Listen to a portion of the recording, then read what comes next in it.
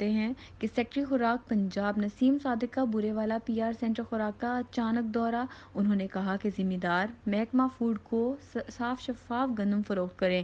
حالیہ بارشوں سے گندم کی فصل کو نقصان ہوا ہے۔ ایک سوال کے جواب پر انہوں نے کہا کہ گندم کی فصل کو نقصان کا اندازہ محکمہ زراعت ہی لگا سکتا ہے۔ گندم خریداری سینٹر انچارج ارشد غوری کو گندم گوداموں میں اسٹور کرنے کے لیے لیبر بڑھانے کی ہدایت بھی کی گئی ہے۔ سیکٹری خوراک پنجاب نسیم صادق نے گندم خریداری سینٹر پر انتظامات پر اطمینان کا اظہار بھی کیا ہے اور سینٹر انچارج ارشد غوری کی کارکردگی کو بھی سراہا ہے۔ سیکٹری خوراک پنجاب نسیم صادق نے گندم خریداری صاف شفاف کرنے پر سینٹر انچارج ارشد غوری اور عملہ کو بھی شاباش دی ہے۔